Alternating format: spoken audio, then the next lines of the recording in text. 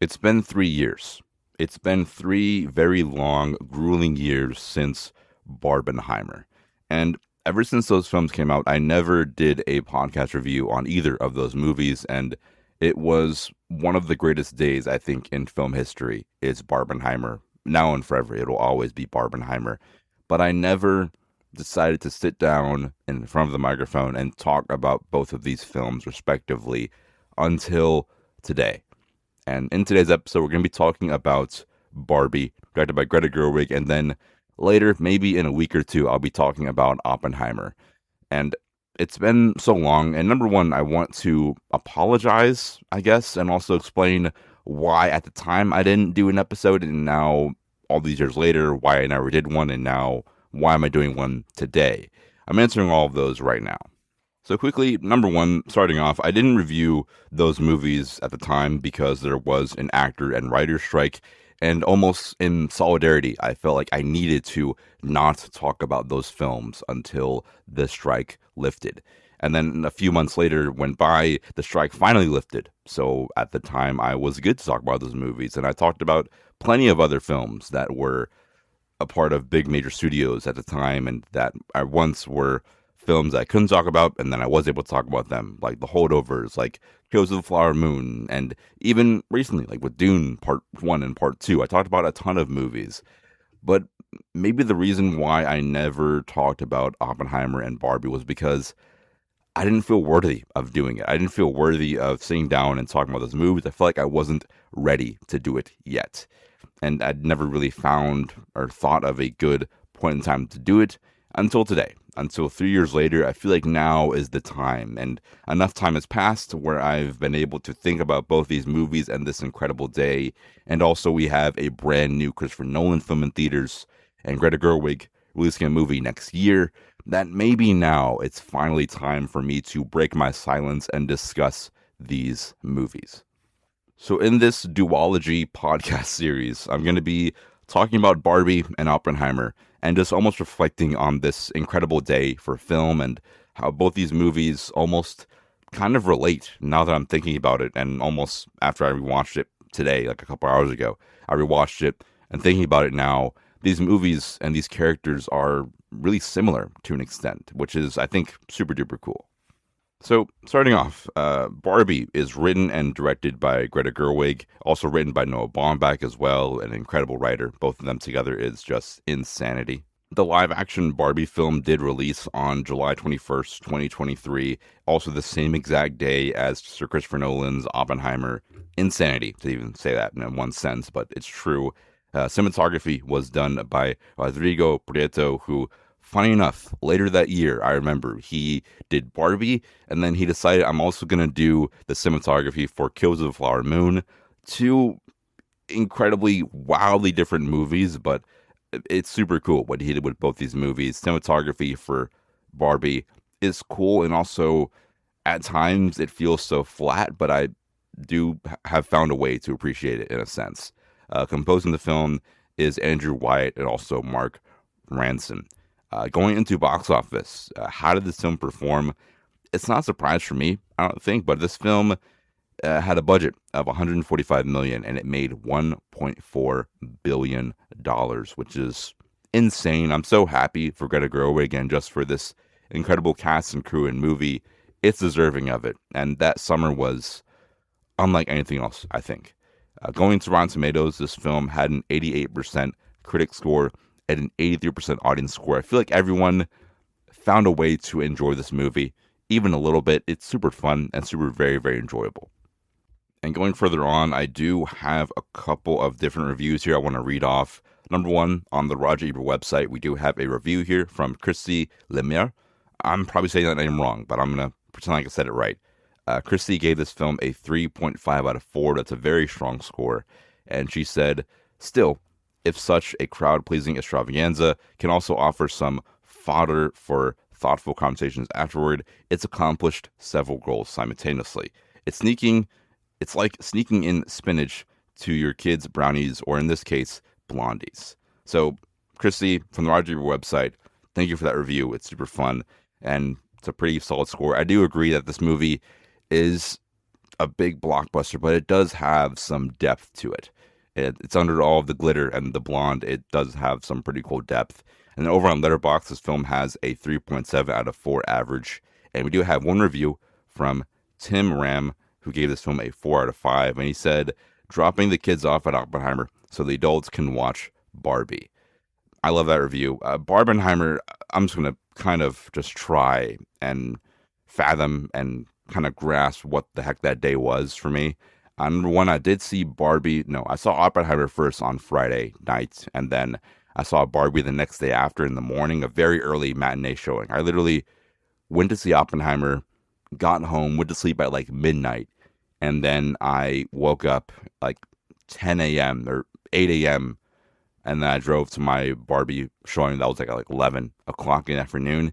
Crazy 12 hours for me. I mean, insane 24-hour span for me, but insanely cool. I mean, the theater was on one side, people wearing suits and all black, and then the other side was like girls wearing pink. It was insane, insanely fun. Truly, Barbenheimer, we're probably never going to get something like that ever again in theaters. I mean, really, it's super cool too, seeing that Barbenheimer, it wasn't really marketed by Warner Brothers and also Universal. It's really just the fans making edits and memes about Barbenheimer, and I love that so much. And I also love that Barbenheimer, it made people who wouldn't have watched a film like Barbie watch Barbie. And also it made people who wouldn't have watched a film like Oppenheimer watch Oppenheimer and love it. I feel like so many people that really weren't into movies got into movies that day. And that's just beautiful for me. Seeing the cinematic experience, seeing the theatrical experience live on through memes, of course. But if anyone can get into this beautiful art form in any way, then I'm all game for it.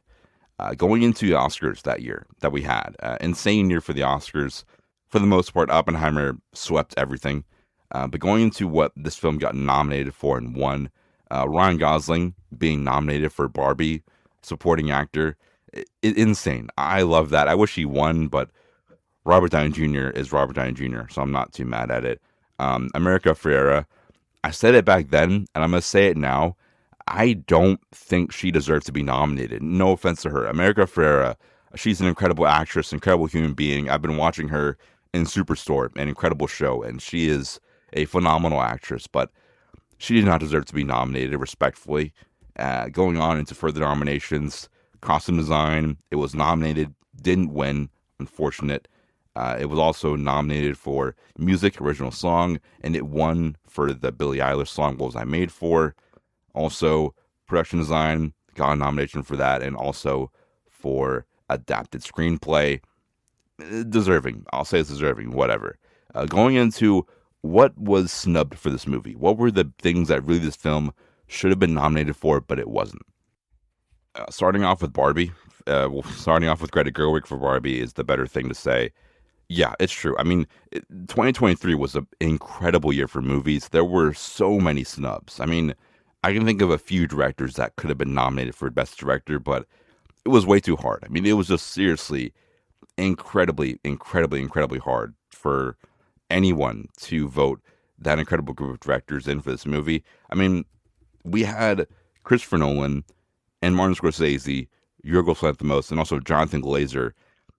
That's a solid 4. I mean, I don't think that anyone's really winning over those guys, but still, Greta Gerwig for this movie, it should have been nominated. I don't think she would have won, but a nomination for Greta Gerwig would have been incredible and extremely well deserving. But I mean, Oppenheimer, Anatomy of a Fall, Killers of the Flower Moon, Poor Things, Zone of Interest.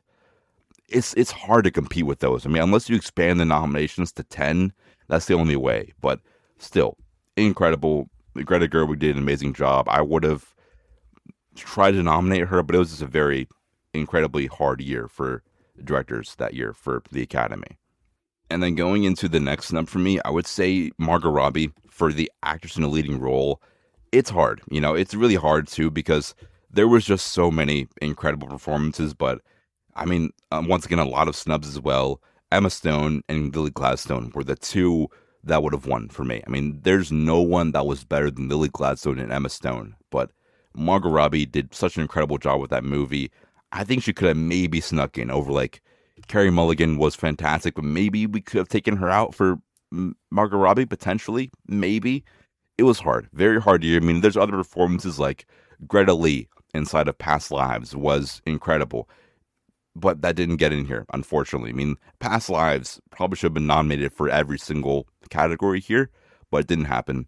That's just what it is. It's okay. It's just a movie, just the Academy Awards. It doesn't really matter, but those are the snubs for me, and also the biggest deserves and the things that weren't really deserved. It is what it is. But rewatching this movie, I rewatched this film a couple hours ago, and this movie, it still had me excited like I was going into the movie. I was still very excited when this movie was leading up to release. And just thinking about the day of when I watched it, and thinking about it when I watched it today, years later, and how has it aged? It's aged well. I mean, for me, I still have, I think, the exact same emotion and opinion for this movie when it first came out. Nothing's really changed for me. I still love it. It's cool. It's not like I'm dying to rewatch it, but it's still a very fun movie, a very fun comedy.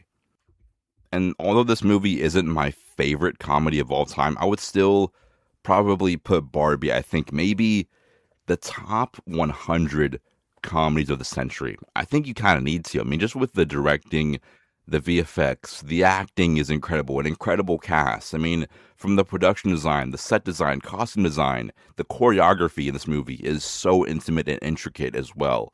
To make a Barbie movie and a budget that's this big, I mean, there's so many things that can go wrong with a Barbie adaptation, but Greta Gerwig, Margot Robbie, they found a way to do something so beautiful and so well done with this movie to have a way to be a big blockbuster, but at the same time, it's having a great message and story as well. And also being released on alongside with Oppenheimer maybe helped a little bit, but still, even though this movie for me, Barbie, I think is the worst one out of the two with Oppenheimer and Barbie, I would still put Barbie in some high regard for respect. And just going into pros and cons, what really worked for me and didn't work for me.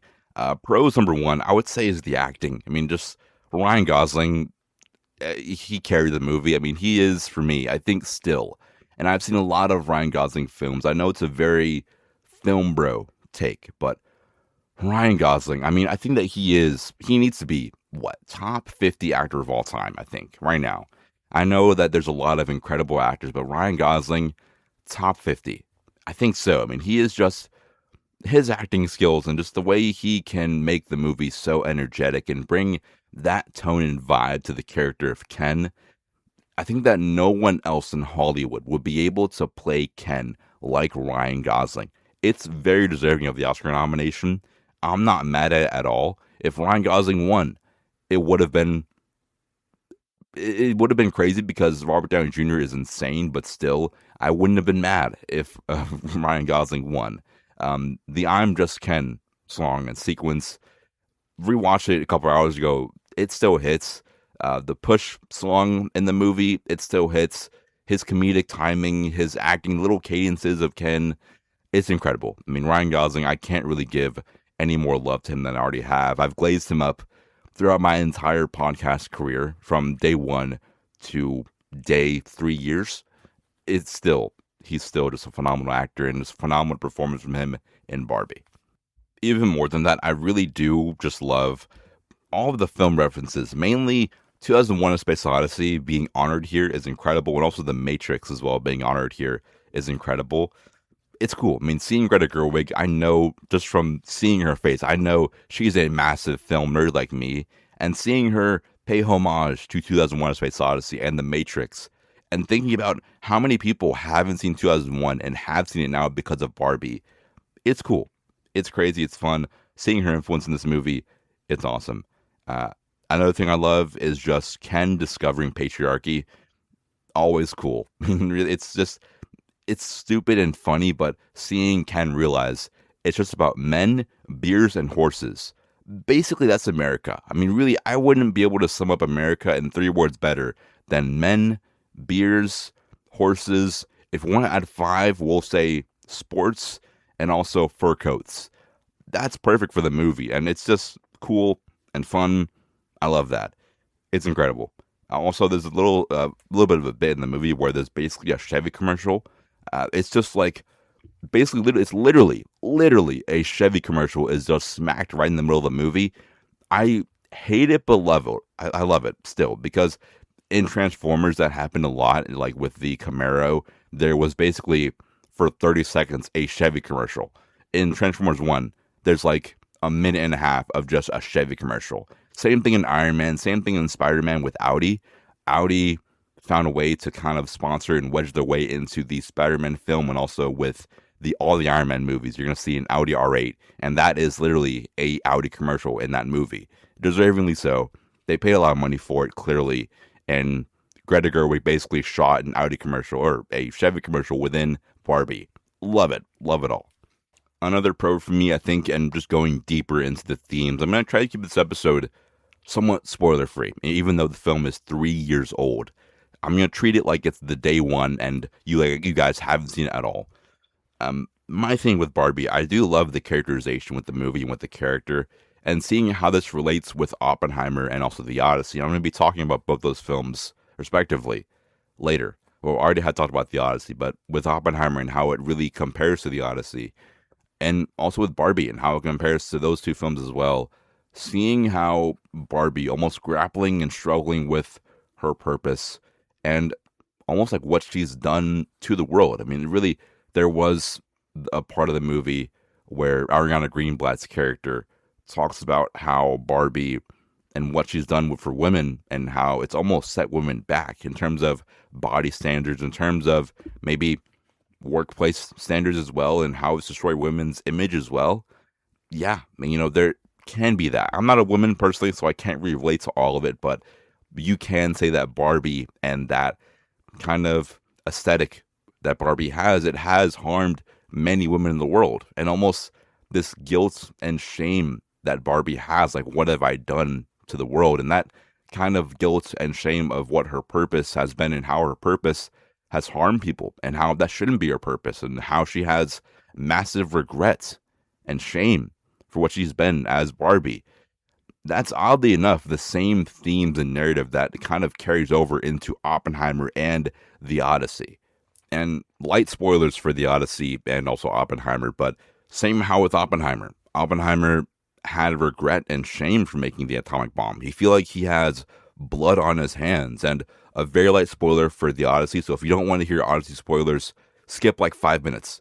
But in The Odyssey, we see that Odysseus, he's shameful of what he did with the Trojan horse. He broke one of the rules of war with Trojan horse, and that caused a massive ripple effect of tragedy and loss and chaos because of his idea. One single idea with the Trojan horse was just able to cause massive amounts of shame and tragedy across the entire world. Breaking Zeus's law was the thing that he did with the Trojan horse, and seeing his shame and guilt for the death and blood on his hands by becoming this monster with no honor.